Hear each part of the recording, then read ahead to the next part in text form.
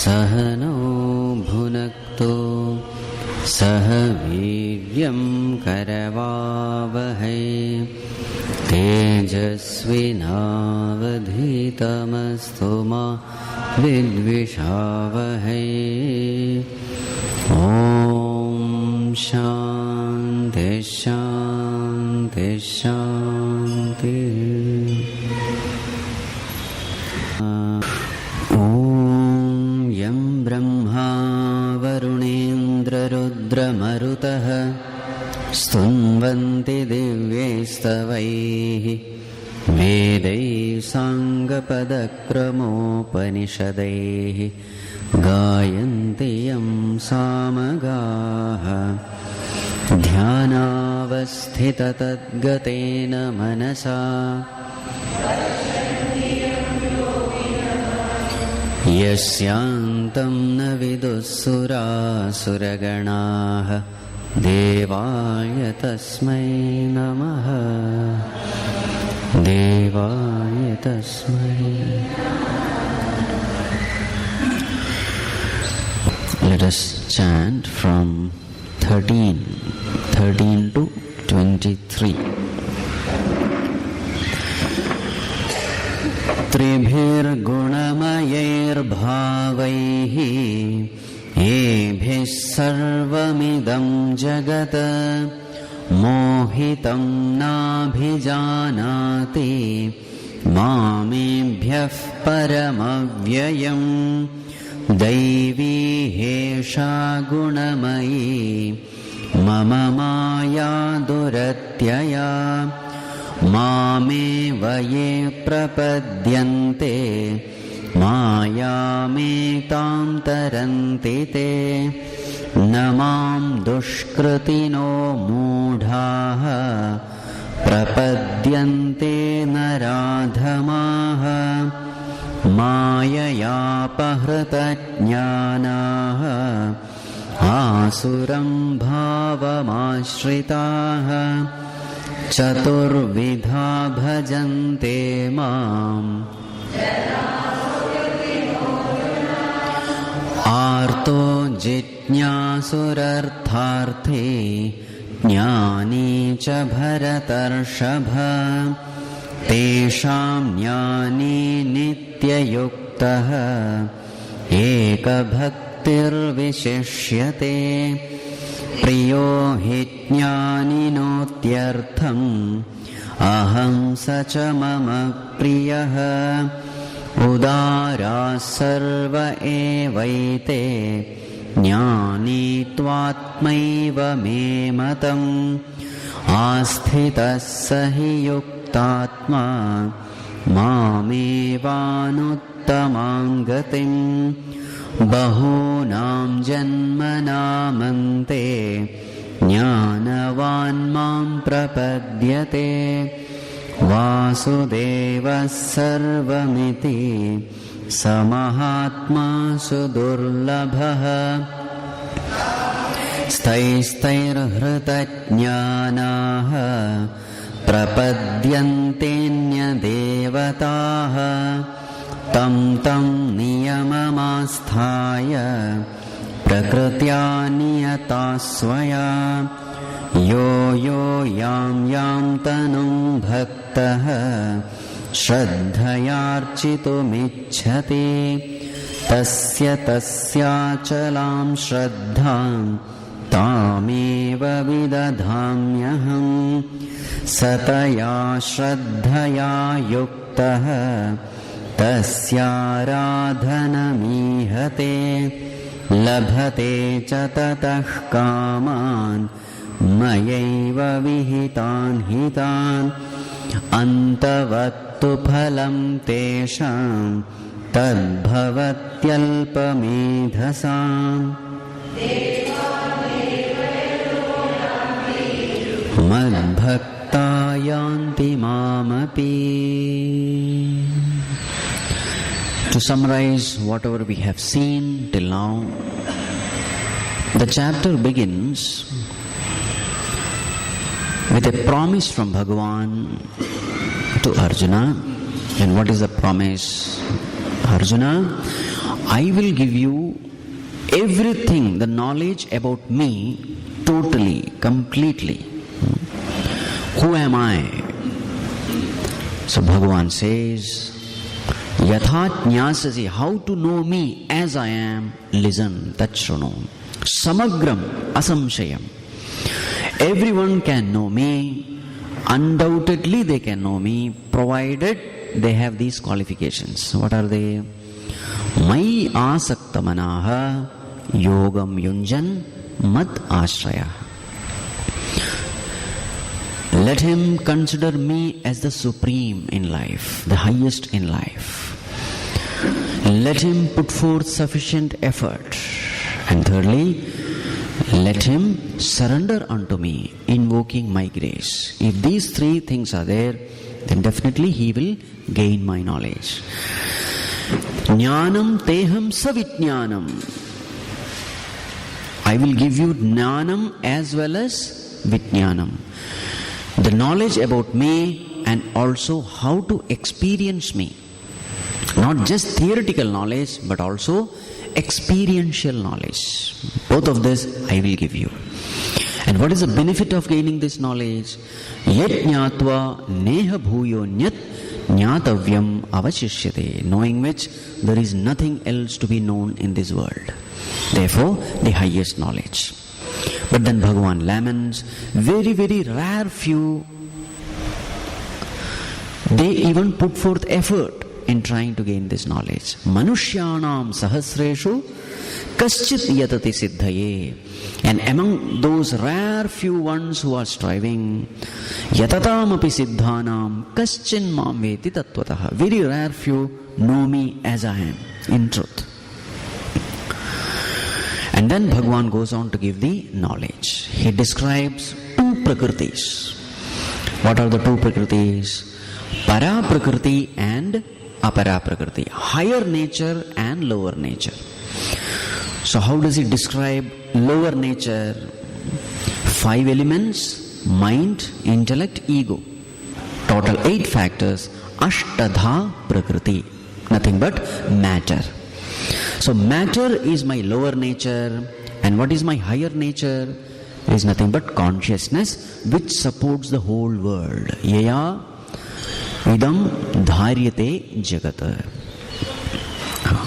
So Bhagavan says the whole world is nothing but the combination of these two, the lower nature and the higher nature, consciousness and matter.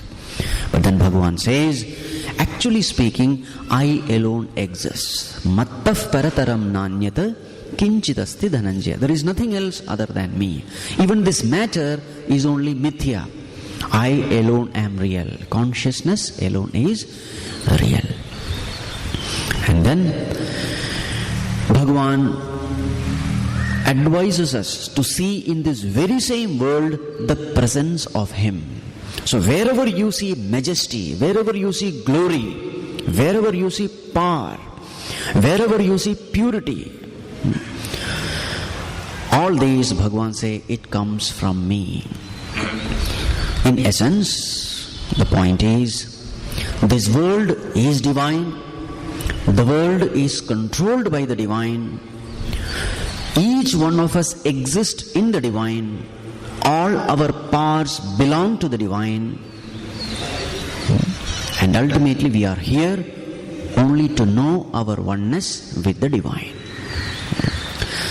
Then Bhagavan goes on to describe different kinds of people, divided based on their devotion to the ultimate truth. So what are the types of devotees we find in this world? Number 1, abhaktaha. They have no faith in God. They have no faith in anything higher. For them, whatever is seen alone is true. How do they live their life? They become dushkritinaha, evildoers. And ultimately, they become naradhamas, the worst among men. Criminal thoughts, criminal actions, totally sensuous, selfish. These are the types of people who have no faith in the higher. Then comes devotee class. Even the devotee class, Bhagavan divides into 4. Artha, Artharthi, Jitnyasu, Jitnyani. People who come to God because they have some problem. People who worship God because they need something from God. Artha Artharthi Bhakta. But then higher than that is Jitnyasu Bhakta. He seeks God not for something but to know who God is. Because he has a lot of questions regarding life. In order to get answers to these questions, he approaches God, Jitnyasu. And then ultimately the very same Jitnyasu who becomes Jnani, the one who has known God in totality. Both Jnanam and Vijnanam, the one who has God. Such a person is called a Jnani. And Bhagavan now praises this Jnani, saying, this Jnani is the best among all the four devotees. I am extremely dear to him and he is extremely dear to me. I am extremely dear to him because he considers me as his own self. Therefore, this relationship is very, very strong.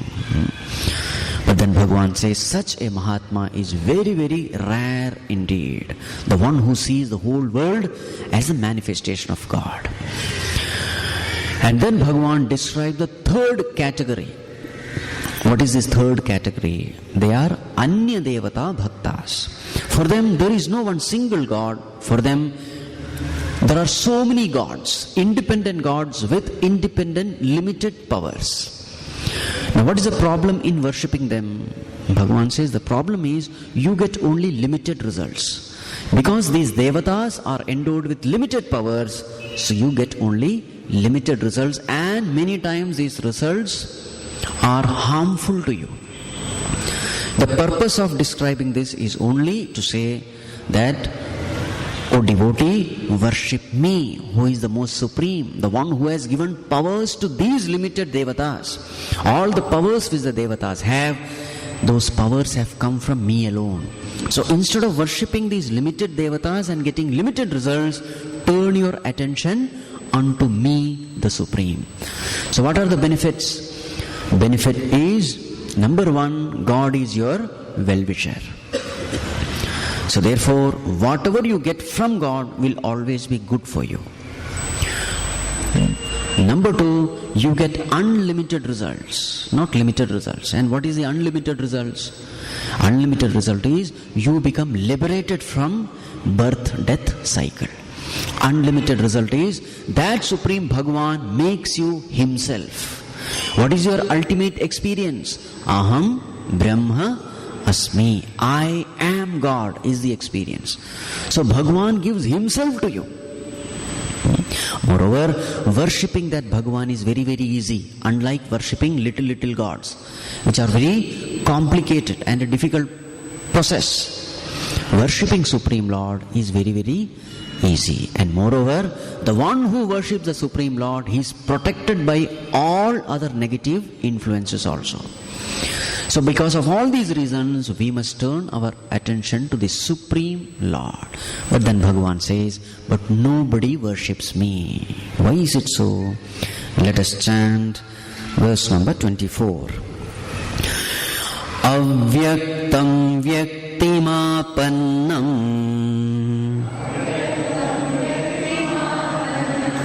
manyante mama buddhayaha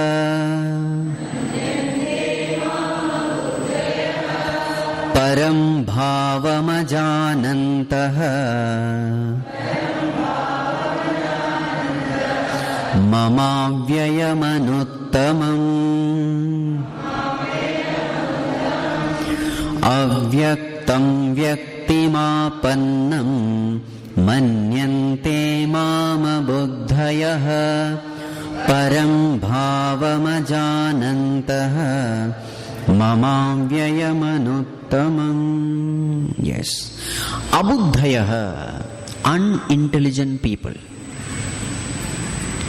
Mama anuttamam avyayam param bhavam ajanantaha. Ajanantaha, not knowing. The unintelligent people, not knowing what they don't know. Mama anuttamam avyayam param bhavam, my higher nature, my supreme nature, which is imperishable. Avyaktam mam vyaktim apannam manyante. They consider me as a mortal being, just like any other individual. They don't know my higher nature, the imperishable nature. I am the unmanifest, the infinite, the immortal. They don't know this, and they consider me as an ordinary individual. Now here, about whom is being spoken of? About Lord Krishna. Here the individual, Vyakti. Who is the Vyakti here? Individual, this Krishna. So Bhagavan says, nobody knows me, that I am the Lord of the universe. They consider me as any other mortal being, and therefore nobody worships me. Now please keep this in mind. Here we have to understand, since it is a part of Mahabharatam, so who is the Supreme Lord here? Lord Krishna. But if you are referring to Shiva Puranam, who will be the Supreme Lord? Shiva. There is no difference. But since we are dealing with Bhagavad Gita, here the Supreme Lord is Krishna. Therefore, Krishna has to be considered as the highest God. There is no conflict or problem here. So Bhagavan says, everybody, most of them, ignorant people, they consider me as an ordinary mortal. If you read Mahabharata, etc., you will find majority of the people did not know the glory of Bhagavan. Now we have to here understand what is the difference between an avatara taking birth in this world and an ordinary person taking birth in this world. What is the difference? The difference is this: when an ordinary human being takes birth in this world, he is taking birth because of his prarabdha karmas, because of his past karmas. In order to exhaust his prarabdha karma, he comes to the world. He is bound to the world, therefore he comes. He comes as a Maya Dasa. He comes as a helpless jiva. He has no choice which father and mother to choose. He has no choice which environment to choose. He has no choice which body to choose. This choice is not given to an ordinary jiva. But when Bhagavan takes avatar, it is just the opposite. Bhagavan has total freedom as to how he should be born, what kind of body he has to take. Whenever he takes an avatar, it is with a purpose. And what is the purpose? Paritranaya sadhunam vinashaya cha dushkritam dharma samsthapanarthaya sambhavami yuge yuge. So he is coming with a purpose. So whenever there is an imbalance in dharma adharma, when the adharma goes higher, in order to set the equation right, so in order to protect the virtuous and destroy the wicked, in order to establish righteousness in the world, he takes birth. So when he comes as an avatar, he has total choice, freedom as to what kind of body he has to choose. To such an extent that he need not be born through a father and mother also. For example, Narasimha avatar. Who is the father and mother of Narasimha? Who is the father and mother? He came splitting the pillar, isn't it?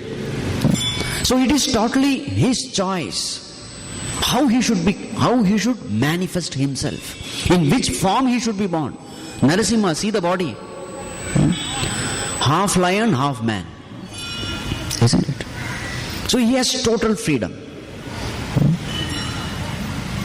When he has to die, it is his freedom. Which body to take, how much powers to manifest, that is also his freedom. Choice is totally his.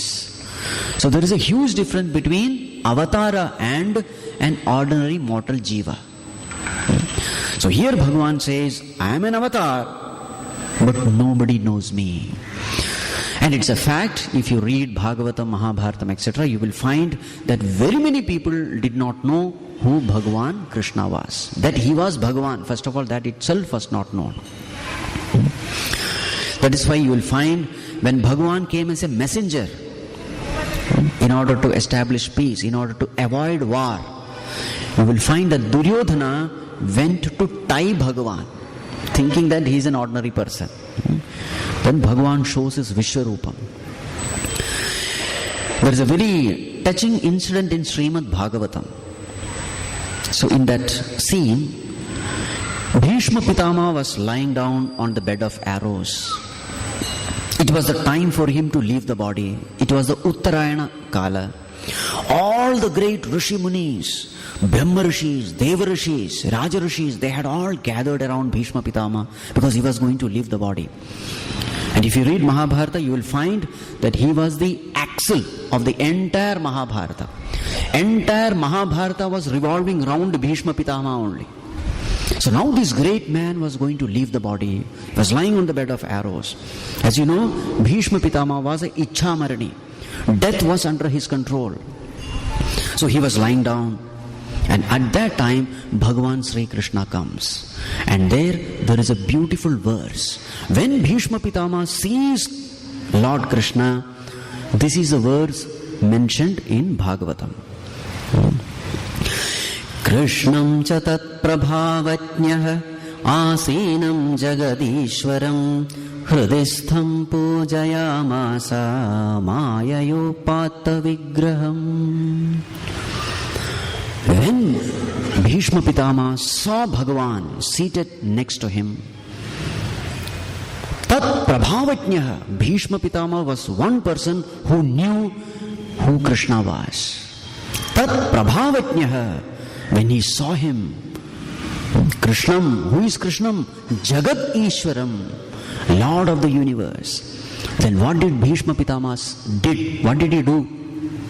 So he said, on the bed of arrows, he could not do anything because he could move, but he pujayamasa, he did the worship of the Lord.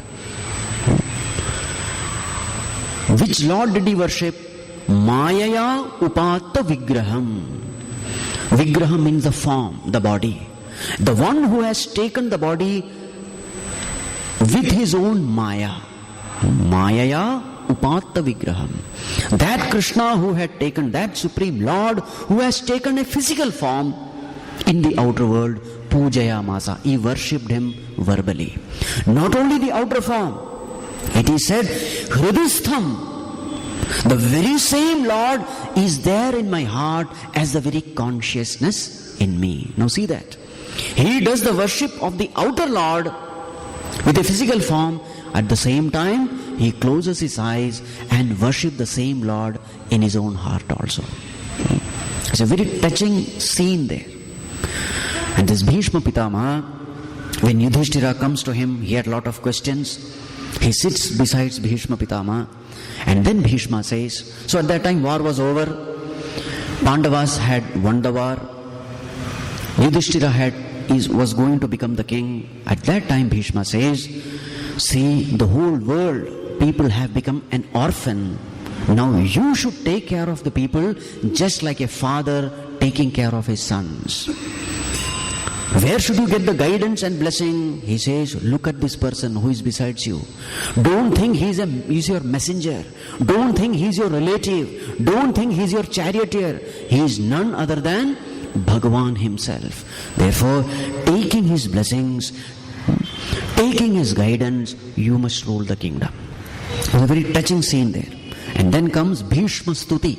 He is worshipping the Lord, and ultimately looking at that physical form, he leaves the body. Please do read Srimad Bhagavatam. It comes in the first canto. So there Bhishma says, very, very rare few know who you are. So some few names are given there. One is Narada Rishi, one is Kapila Muni, another is Lord Shiva. Very rare few people knew who Bhagavan was. So the same thing is mentioned here. Bhagavan says, though I have given enough proof of my greatness, my glory, at the very birth itself he has come killing so many demons, isn't it? Big Rakshasa and Asuras. At a very young age itself Krishna had been killing. But people thought he was a magician. They never took him to be the Supreme Lord. Bhagavan says, very rare few people know. In fact, here it is said, nobody knows. Now the question is, why is it that people don't know your glory? Bhagavan says, let me not blame them. I alone am the cause. What is the reason? Let us see verse number 25. Naham prakasha sarvasya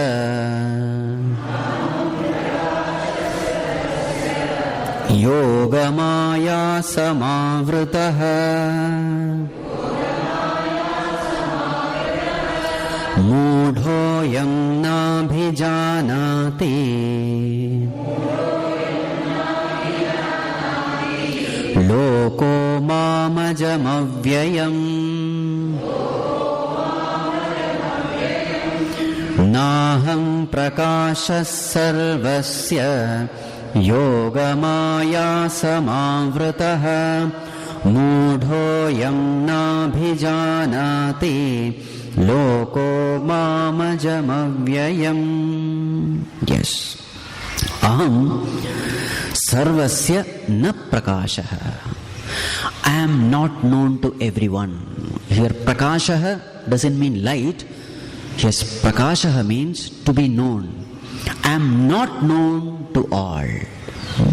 I have kept myself hidden, veiled. With what? Yogamaya samavritah. I have covered myself with my Yogamaya. What is this Yogamaya? Yoga means union. Union of the three gunas, sattva, rajas and tamas. With that, the maya which is created, the veiling which is created, with that veiling I have covered myself. And thus now I appear in front of others like an ordinary human being. Right? Na aham sarvasya prakasha.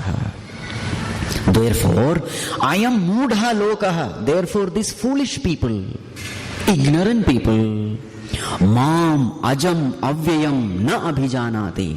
Therefore, they don't know me. Who am I? Ajam, unborn. Avyayam, imperishable. I am that supreme, imperishable, birthless, deathless, infinite Lord. This nobody knows. I have come in disguise. That is the point. Therefore, it is natural they will not know who I am. Because they are deluded by the Maya, they don't know who I am. Bhagavan, now tell us one thing. Are you deluded by your Maya? Fine, people are deluded by your Maya. But are you deluded? Bhagavan says, no, I am the Maya Pati. The Jivas, ordinary beings, they are Maya Dasa. How are you Maya Pati, the Lord of Maya? This point is made clear in the next verse. Let us chant 26. Vedaham samatitani vartamanani charjuna bhavishyani cha bhutani mam tu vedana kaschana. Vedaham samatitani vartamanani charjuna bhavishyani cha bhutani mam tu vedana kaschana. Yes. What does Bhagavan say? Veda aham, I know. What does Bhagavan know? Of course, Bhagavan knows the higher nature and the lower nature. The para prakriti and the apara prakriti. Here Bhagavan says, I know what? Samatitani vartamanani bhavishyani cha bhutani. I know the past, the present and the future of all beings. Whichever being is born into this world, living or non-living, I know everything about them. Past, present and the future. Meaning, I am omniscient. Earlier Bhagavan said, I am omnipresent. So, who is Bhagavan? Omniscient, omnipresent, omnipotent Lord. I know the past, present and future of all the beings. Meaning, he is the Maya Pati. He is not Maya Dasa. What is our condition? We are Alpa Shaktiman, Alpa Vyapi, Alpajnah. This is our condition. Jiva. Our knowledge is limited, our pervasion is limited, and our strengths are limited. Abilities are limited. Who is Bhagavan? Sarva Shaktiman, Sarva Vyapi, and Sarvajnah. There is a difference. Bhagavan says, I know everything about all beings, but Mam tu Vedana Kaschana. Nobody knows who I am. Nobody knows who I am. Here nobody doesn't mean nobody. It means the abhaktas. Of course, devotees definitely know who Bhagavan is. In the first verse itself, Bhagavan has promised, Asamshayam samagra mam nyasyasi. You can know me, isn't it? So what does it mean? Bhagavan can be known, but Bhagavan can be known only by his devotees, not by anyone else. So Bhagavan is the Maya Pati, Jivas are the Maya Dasa. Bhagavan also appears with a human form. An individual Jiva also appears with a human form, with a body, mind, intellect, but there is a huge difference. Bhagavan is also covered by matter envelopments. Jiva is also covered by matter envelopments, but there is a difference. One controls the matter, the other is controlled by matter. This is the difference. Pujya Gurudev used to give a beautiful story regarding this.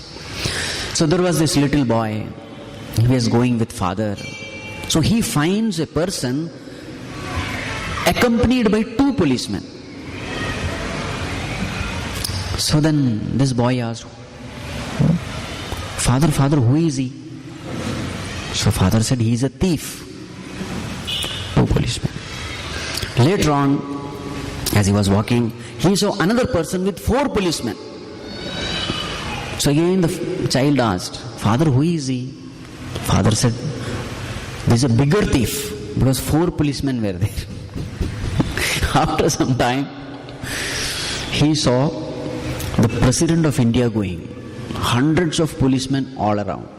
So then this child said, Father, look, the biggest thief is going. Then father said, hey, keep quiet. He's not the biggest thief. He's the President of India. Right? Now what is the difference? A thief is also surrounded by, a thief is also surrounded by policemen. A president is also surrounded by policemen. But what is the difference? One is controlled by policemen, the other controls policemen, isn't it? In the same way, Ishvara and Jiva. When Lord is born, he has total control over the matter. Whether it is his body, his mind or the intellect, or whether it is the outer world. Bhagavan is called Yogeshwara, the master of all yogas, the master of all siddhis. That is Bhagavan. Bhagavan, you said, I know everything, but others don't know me. Why is it that others are not able to know you? It's a question, isn't it? That question is being answered in verse number 27. Let us chant. Ichha dvesha samuthena dvandva mohena bharata sarva bhutani sammoham sarge yanti parantapa ichha dvesha samuthena dvandva mohena bharata sarva bhutani sammoham sarge yanti parantapa. Yes. So here Bhagavan gives the answer why the jivas, the individual, is not able to know Bhagavan. What is the reason? The reason given here is Ichha dvesha samuthena dvandva mohena sarvabhutani sammoham yanti. All beings are deluded, sammoham. Totally deluded. Deluded by what? Dvandva mohena, because of the pairs of opposite. So what happens when the pairs of opposites come? Pairs of opposites means birth, death, success, failure, right? Profit, loss. So the whole world is nothing but pairs of opposites. When these kinds of situations come, what happens to an ordinary individual? These pairs of opposites deludes him through ichha dvesha or raga dvesha. Various kinds of situations come to us, conducive and non-conducive, favorable and unfavorable. What happens to an ordinary person? When favorable situations come, he develops raga towards it. When unfavorable situation comes, he develops dvesha towards it. Meaning, his mind is filled with likes and dislikes. And a person who is filled with intense likes and dislikes, such a person will have always a disturbed mind. Mind is always disturbed. Bhagavan says, such a person who has a disturbed mind, an impure mind, can never know me. This is the reason. So why is it that we are not able to know Bhagavan? It is because of our impure mind. Why is the mind impure? Mind is impure because it is disturbed. Why does the mind get disturbed? It gets disturbed because of our likes and dislikes. The solution is, if you can keep your mind at peace. How can you keep your mind at peace? When you don't allow your mind to get disturbed through likes and dislikes, your mind will be at peace. In short, the point is, let not the world decide your state of mind. Whatever be the situations, keep your mind at peace. If this much you can do, you will experience that God in your own heart. Disturbance of the mind is the obstacle, peace of mind is the solution. Now what happens when favorable and unfavorable situation come? What happens is, this raga dvesha is natural in every one of us. Right? A bhogi tries to set the external situations right in order to gain peace. This is the difference. A yogi doesn't find fault with himself. He finds fault with the world and he tries to change the world. But what about a yogi? Whenever his mind is disturbed, he will not blame the world, he blames himself. He blames his own wrong understanding about life, his own wrong contacts which he has made with the world. This is the difference. So if you are disturbed, whom are you going to blame? If you are going to blame the world, then you are a worldly person. If you are going to blame yourself, then you are a spiritual person. Now here, this person, in fact the majority of us, we try to become happy by changing the external surroundings. Whereas the fact is, real happiness is within. So a person whose mind is agitated by likes and dislikes will always be extrovert, trying to set things right outside. Whereas a person who has a peaceful mind will always be introvert, trying to set things right inside. We are disturbed not because of the external surrounding, we are disturbed only because of our negative thoughts. Mental disturbance is directly connected to negative thoughts. So where you should set things right, not outside but inside. So here Bhagavan says, people who are tossed up and down by the likes and dislikes of the mind, they try to run towards the things which they like, they try to run away from the things they don't like. So raga dvesha decides their course of action.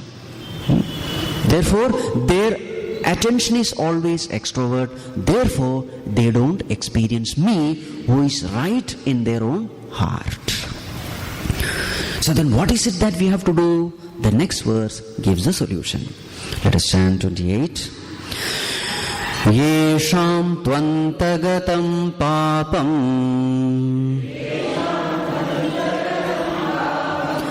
jananam punya karmanam te dvandva moha nirmuktaha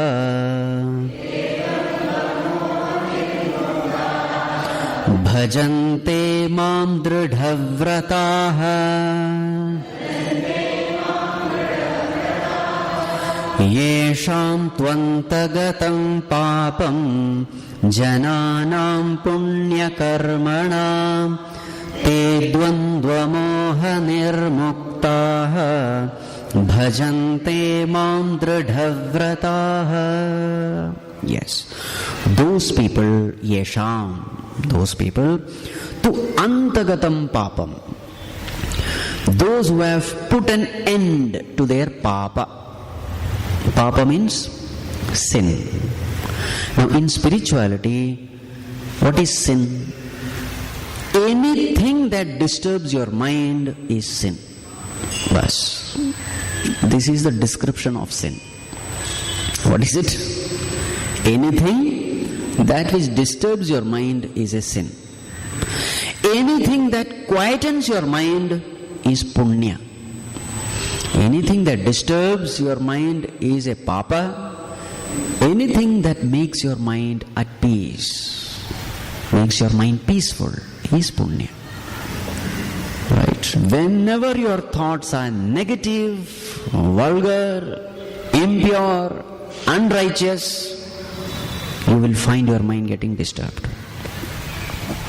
Whenever your thoughts are noble, selfless, divine, you will find your mind is at peace. So simple definition of sin is anything that disturbs your peace of mind is sin. So here what does Bhagavan say? Yesham tu antagatam papam. Those people who have destroyed their sins. Meaning what? Those who have made their mind peaceful. Those who have eliminated all kinds of disturbance of the mind. How to do it? Jananam punya karmanam. Next term.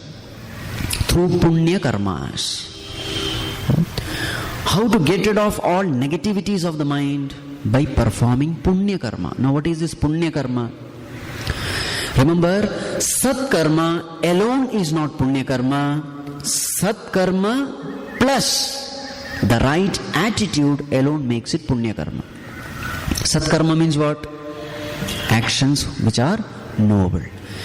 Now in this world there are three kinds of action. One is called sattvic action, rajasic action and tamasic action. Tamasic action is the action where you harm others so that you will get benefited. This is called tamasic action. Rajasic actions are those where you don't harm others but you are bothered only about your welfare.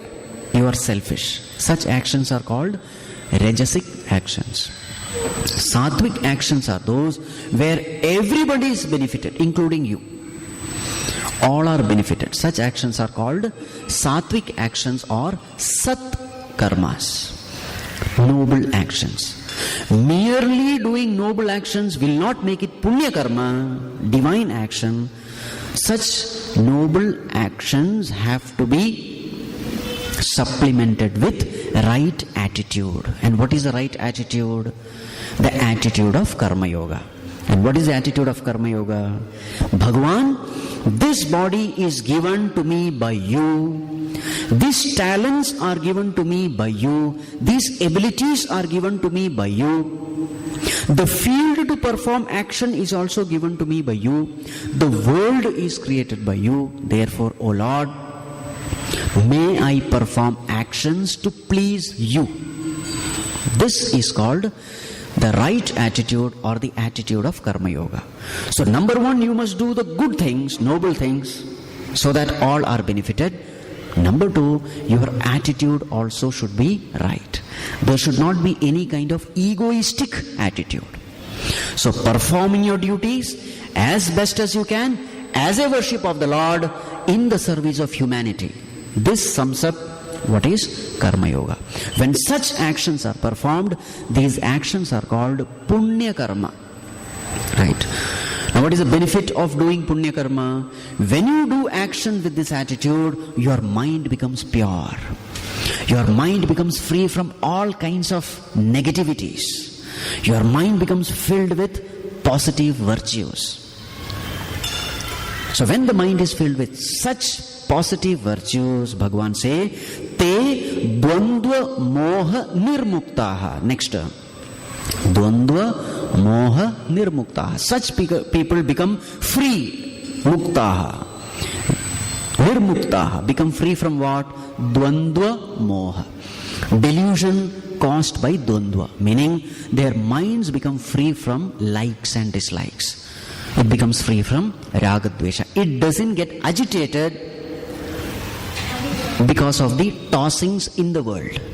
Mind doesn't toss with the tossings of the world, with the favorable and unfavorable situations of the world. Meaning, the mind remains peaceful irrespective of the external situations. The mind is at peace. Such people, bhajante mam, they worship me. How? Dridhavrata, with firm in their vows. So what kind of firmness? Such a devotee is very firm what to strive for in life. His priorities are very clear. In life, there is only one thing to be sought after.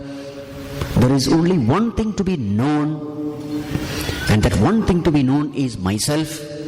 I have to know myself as infinite, immortal consciousness. In short, there is only one goal in life, and that is to attain God. There is only one knowledge to be attained, and that is to know the oneness between God and myself. Knowing oneself is the goal of life. Dridhavrata. He is very clear about goal. So clarity of head plus firm with respect to the effort put forth. So when you are very clear about your goal, naturally the effort also will be wholehearted. Loving God, respecting God, valuing God, and putting forth all effort in order to reach God. Such people are called Dridhavrata, not compromising with values. Without any compromise, he strives forth to attain me, the Supreme Lord. So what are the steps? Perform action with the right attitude. This will purify the mind. Purer the mind, greater the clarity. Greater the clarity, greater will be the effort put forth to reach there. Right? Summarize the whole thing. Now Bhagavan winds up this chapter with 2 verses. Let us chant these 2 verses. Jara marana mokshaya mamashritya yatanti ye te brahma tad vidukritsnam adhyatmam karma chakhilam sadhi bhutadhi daivam mam sadhi yajñam cha ye viduhu prayana kalepi cha mam te viduryukta chetasaha jara marana mokshaya mamashritya yatanti ye te brahma tadviduh kritsnam adhyatmam karma chakhilam sadhibhutadhidevam mam sadhiyajñam cha ye viduhu prayanakalepi cha mam te viduryukta chetasaha. Those people, ye means those people. What are they doing? Yatanti, striving. They are striving. So these are again the same people. Punya karmanam, jananam punya karmanam. Those noble people, they are striving. Why are they striving? Jara, marana, mokshaya. To get liberated from jara and marana. Jara means old age. Marana, death. So they are striving to get liberated from old age and death. How are they striving? Mam ashritya, having taken refuge in me. Having taken refuge in me, holding on to me, they are striving to get rid of old age and death. Now the question is it possible to get rid of old age and death? Yes or no? Is it possible to get rid of old age and death? At the physical level, it is impossible. But then how does this person get rid of it? By knowledge. And what is that knowledge? The knowledge that I am not this physical body. I am not the body, I am pure consciousness. Understanding has to be there. We had discussed this earlier. Why do we feel that this body is me? It is because of identification. You are pure consciousness, you have nothing to do with the body, but when you get identified with the body, the properties of the body appear to be your properties. It is only appearance, it is only an illusion. So here it is said, Jara Marana Mokshaya, for becoming free from old age and death. Remember, there is no becoming free from old age and death with respect to the body. Everybody has to grow old, everybody has to die with respect to the body. But then your understanding about yourself can change. Once you come to know you are pure consciousness, which is something totally different from the body, which has nothing to do with the body, then you are liberated from death. You are liberated from all modifications happening at the body level. That is what is mentioned here. So those people who are striving forth in order to get liberated, such people, they know me. What all things they know? Now here is a big list given. Those people, they know Brahma, they know Adhyatma, they know Karma. Te Brahma tad vidu Krishnam, Krishnam Adhyatma. All Adhyatma they know. Karma cha Akhilam. Akhilam, all Karma also they know. What else do they know? Adhibhutam, they know Adhibhuta also.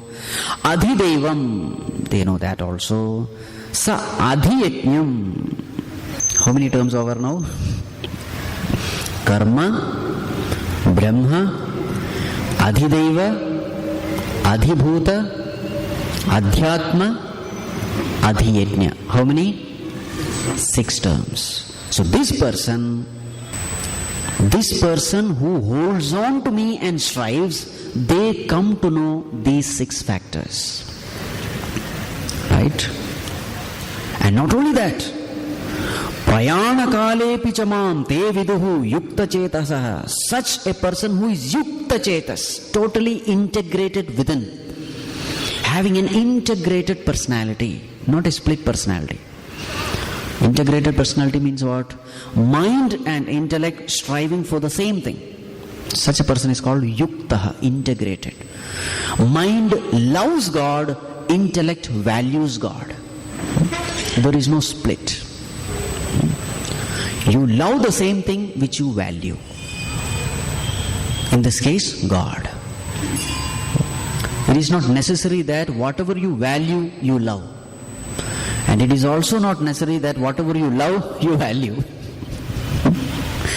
So in this case, his mind and intellect, they are single pointed. Meaning, such a person who has totally absorbed his entire being into me, he will know these 6 factors.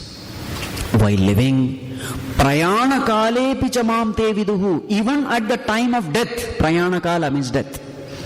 At the time of death also, he is very well aware of these 6 factors. This knowledge will never leave him. What are the 6 things? Karma, Brahma, Adhideva, Adhibhuta, Adhyatma, Adhiyajna. 6. While living also they come to know these 6. At the time of death also, this knowledge remains with them. Right? Now this chapter is over. Naturally the question will be, what are the 6 factors? Isn't it? That becomes a seed for the next chapter. So 8th chapter begins with questions by Arjuna. The first 2 verses of 8th chapter, in those 2 verses, Arjuna asks 7 questions. So what are the 7 questions? Bhagavan, you stopped at a very inappropriate time. You have introduced certain terms which I don't know. You said at the time of death, this devotee will know these 6 factors. But what are they? So the 8th chapter begins with these questions. What is karma? What is Brahma? What is Adhideva? What is Adhibhuta? What is Adhyatma? What is Adhiyajna? 6 plus 1 more question. At the time of death, how is he able to remember this? Know this? How is he able to retain this knowledge at the time of death? So totally how many questions? 7 questions. So these 7 questions are asked by Arjuna in the beginning of the 8th chapter. 8th chapter, God willing, we will take next time. So thus this chapter comes to an end. The last line. Om Tat Saditi Srimad Bhagavad Gitasu Upanishatsu Brahma Vidyayam Yoga Shastre Shri Krishna Arjuna Samvade Jnana Vijnana Yogo Nama Saptamodhyayah. Thus comes to an end of this chapter, which is the 7th chapter. What is the name of the chapter? Jnana Vijnana Yoga. Why this name has been given? Because Bhagavan in this chapter gives jnana, knowledge about him. Who is Bhagavan? Ishvara Surupam is mentioned. And also Vijnanam, how to experience him, that is also mentioned. So this whole world comes from God, exists in God, goes back to God. This is Jnanam. And what is Vijnanam? That God is me, myself. That is an experiential knowledge. God has to be experienced as a very consciousness in me. This is Vijnanam. Thus, this is the name of the chapter. Sri Krishna Arjuna Samvade. So what is happening here? Krishna Arjuna Samvada is happening. Samvada means dialogue. Dialogue means what? There is a Shishya who is with great devotion, love and reverence listening to the master. That is called Samvada. This is not an argument to prove who is right. There are so many kinds of vadas. Vitandavada, Jalpa, so many things are there. This is a Samvada, most auspicious dialogue. Sri Krishna Arjuna Samvade. Now in the Samvada, what is the subject matter? Brahma Vidyayam Yoga Shastre. So what is the subject matter? Brahma Vidya is the subject matter. Subject matter is related to God, Brahma Vidya. And how to reach God, that is Yoga Shastra. Knowledge about God, how to reach God. So Brahma Vidyayam Yoga Shastre. And what is the content of this Bhagavad Gita? It is nothing but the essence of the Upanishads. Therefore, Srimad Bhagavad Gita so Upanishatsu. The content is Upanishads itself. Thus, this chapter comes to an end. Om Sarve Bhavantu Sukhinah Sarve Santu Niramayah Sarve Bhadrani Pashyantu Ma Kaschid Dukkha Bhag Bhavet Asato Ma Sadgamaya Tamaso Ma Jyotirgamaya Mrityorma Amritam Gamaya Om Purnamadah Purnamidam Purnat Purnamudachyate Purnasya Purnamadaya Purnameva Vashishyate Om Shanti Shanti Shanti Harihi Om Shri Gurubhyo Namaha Harihi Om